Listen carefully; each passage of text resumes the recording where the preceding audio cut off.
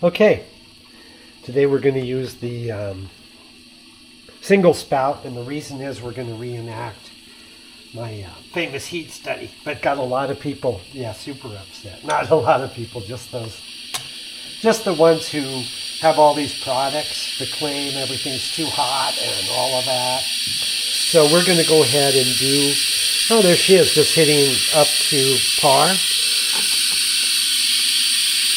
We're going to put in the classic one spout. There we go. What we're going to use is, this is a brewer's, it's for like beer, it's like brewers, so it's really accurate. And what it is it's an inline, so the brewer would have this inline and be able to take the temperature of his everything going on for him. So that would be really, really good. So that's why I got this. I have capped the bottom because what we're really doing is we just, and this side's capped. I just want to fill it to get the proper temperature. So you can see I preheated it because that was, everybody said, oh, it's really cold, so it's making the espresso cooler. It's really not. And in the study I showed that I had preheated it, but there was a lot of people who wanted it to be wrong because they want to sell you these products, and this whole over hot espresso thing came up. So all you have to do is you can go on the internet and just say, what is the temperature for espresso when it comes out? And we'll go ahead and see that. So that's what we're going to look at, is the end result, because that's what's really important. So I have this preheated a little bit. It's almost 90 degrees. Yeah, it's about 90 degrees. So it's already pretty warm. It's not going to leach anything out. And we can even give it a little more hot water here.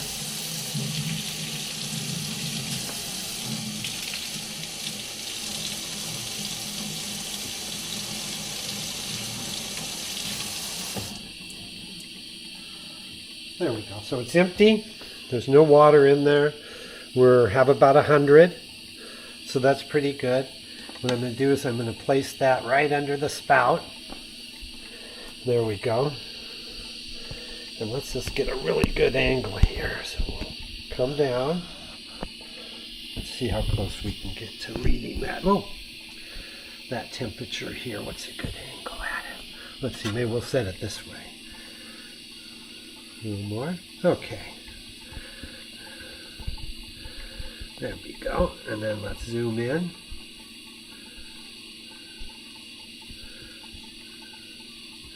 All right. So we're just a little under 100. Our machine's heated up. It's the first espresso. And we'll go ahead and make one here. And then we'll go ahead and check on. In fact, let's just ask Siri real quick. Hey Siri, what's the proper temperature of espresso in the cup? I can use ChatGPT to answer that. Well, let's go search the web. I don't want to do no. Let's see. Okay. The proper temperature of espresso in the cup is generally around 130 to 140 Fahrenheit. Okay. 54 to 80 degrees centigrade. Okay. So the water is typically between 190 and 205 when it brews. So if you get at 130 to 140 temperature in here, it's brewed at about 190. So it is brewing at the right temperature. So that's the way to go mathematically backwards. All right, let's go ahead and do this. It'll be pretty fun. We'll see if someone will scream about it. So we're still holding a little under 100. We have a classic machine here. There we go. So let's go ahead and see what happens. Now the espresso is going to overflow, and that's all right. I just want this to get the proper. It's not about saving the espresso. It's about making it. So here we go. Let's go ahead and make this, but hang on. There we go. All right, this time we'll do it. All right. We're still about the 100, and here it goes. Let's see what happens here. We're going to go very slow. The espresso is going in. It's going to overflow. And that's all right, because we want it to get right in there. And let's just see what temperature we get. It's going up. It's going up, so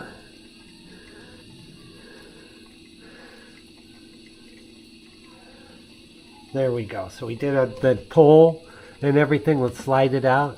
So we got exactly 140 degrees.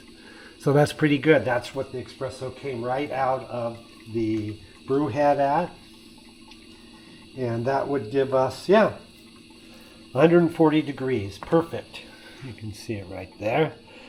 Not me making it up. So actually the La Pavoni does brew the perfect temperature. So we can do this again too if you want to, just for fun. Let's go ahead and take this out. And we'll clean that up. And I'll empty this. Alright, so we did one, so now we know we're going to leave the machine on again. Let's go ahead and let the pressure go. And I'm going to make up another basket. Now that's one thing I do is I like to use a fresh basket. We could use a hot basket and see what that does. Alright. Okay, we're back up for, I'm going to do a run 2. Got a new basket. A little cold water on the portafilter. Make sure we can see the dial. Yeah, there we go. Alright. Okay, heat test 2. Last time we hit 140 right there, right on the button. Let's just make sure there's no glare in there. Right. Okay, here we go. Right. Yeah, no glare. You can read that pretty good. All right, here we go. Let's see what we get this time. I suspect it may be warmer for the second one, but let's give it a real go. You can see the Celsius below it. Okay, so there we go. Yeah, a little warmer this time.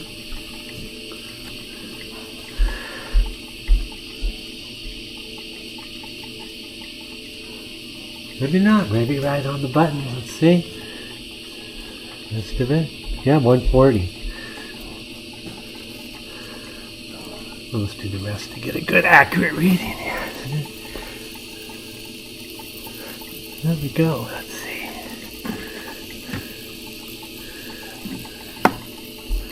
Yeah, you can see it right there. 140 again. So it is always pretty darn accurate and doesn't really overheat. It actually makes the espresso at the exact temperature, so don't worry about it. Turn your machine off, cool things down, and yeah, we could probably do 2 or 3. Maybe we will one day, but there's the heat test again, and we'll just see. There we go. So the La Pavoni makes the perfect temperature, especially this old 2 switch, which is an older one. A couple different parts, but yeah. That'll show you. I'm just teasing. But yeah, 140 perfect every time.